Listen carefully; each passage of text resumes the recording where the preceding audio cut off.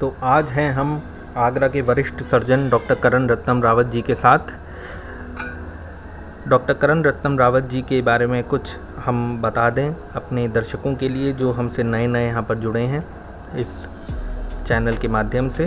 Doctor Karan Ratnam Rawat जी पिछले 7-8 वर्षों से आगरा में सर्जरी के पेशेंटों को लाभ पहुंचाते आए हैं। Doctor Karan Ratnam Rawat ji hernia, gallbladder, appendix, piles, fistula, pilonidal sinus इसके स्पेशलिस्ट हैं आगरा में।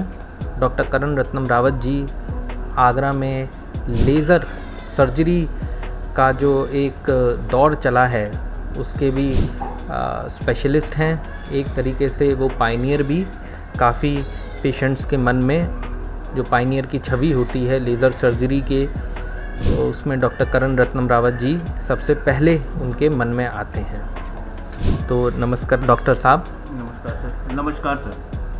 तो सबसे पहले तो मैं आपसे एक छोटा सा प्रश्न पूछना चाहता हूं जो काफ़ी आम प्रश्न होता है, आपके लिए बड़ा आम प्रश्न है। आप तो रोज़ दिन में 10-20 बार ये प्रश्न सुन ही लेते होंगे कि पाइल्स जो सर्जरी होती है या फिशर की जो सर्जरी होती है उसमें जो लेज़र का आज की युग में क्या महत्व है, कुछ एडवांटेजेस हैं लेज़र सर्जरी के नॉर्मल सर्जरी से अलावा, या क्या है ये लेज़र सर्जरी? थोड़ा संक्षिप्त में अगर हमको आप बता सकते हैं तो प्लीज़ हमको इस पे लाइट डालें।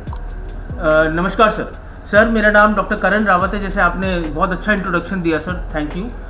मैं एक गैस्ट्रो इंटेस्टाइनल एक्सपर्ट एवं प्रोक्टोलॉजिस्ट हूँ जो आगरा में कार्यरत है सेफ गैस्ट्रो एवं सर्जरी सेंटर में।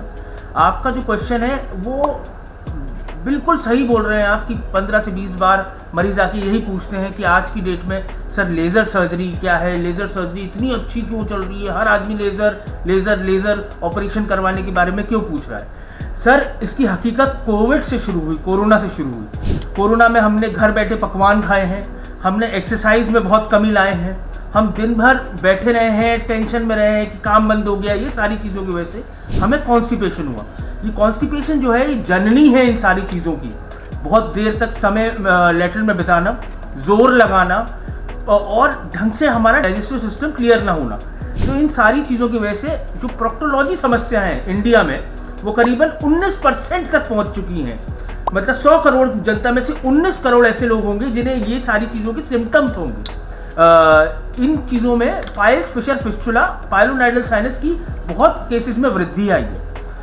अब जब लेज़र सर्जरी की बात करते हैं तो मैं आपको ये ज़रूर बताना चाहता हूँ दर्शकों कि पाइल्स की सर्जरी, जिसे इंटरनल हेमोरॉइड्स या बवासीर भी कहा जाता है हिंदी में, उनकी हर आदमी को सर्जरी की ज़रूरत नहीं होती है।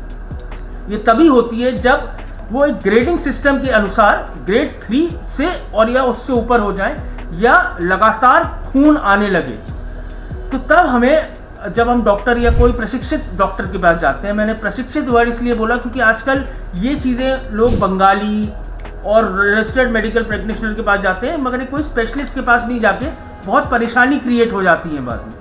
तो इसके बाद जब हम जाते हैं, चेक करते हैं, उन्हें ब्लीडिंग नज़र आती है या फिर उन्हें बहुत फूले हुए म्यूकोसल लाइनिंग आपके एनल रीजन की नज़र आती है जिसे हम पाइल्स बोल रहे हैं, तो तब हमें सलाह दी जाती है कि हम ऑपरेशन करवाएं।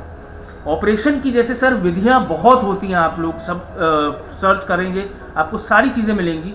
सबसे पहले तो जो हमारी स्टार्टिंग से विधि चलती आ रही है हेमरोडेक्टमी, मतलब कि चीरा और काट के निकाल देने की, फिर उसे बांधने की, फिर उसमें पट्टी लगाने की। उसके बाद जो जनक हुआ है वो हुआ है लेज़र सर्जरीज का, स्टेपलर सर्जरीज का एंड रेफेलो मेथड्स का। तो आज लेज़र सर्जरी इतनी अच्छी क्यों है? क्योंकि इतने लोगों को हो रही है और लोगों को इन चीज़ों की वजह से अपने काम में कोई भी वो नहीं करना कि मेरा काम सफ़र करे या मेरे को दर्द हो, मेरे को पीड़ा हो, और बहुत जल्दी सही होना है हर आदमी को। तो less bleeding, less pain and early post operative recovery, ये 3 इसके मुख्य 3 स्तंभ हैं जिससे आदमी को लेज़र सर्जरी आजकल प्रेफर कर रहे हैं। नमस्कार, थैंक यू।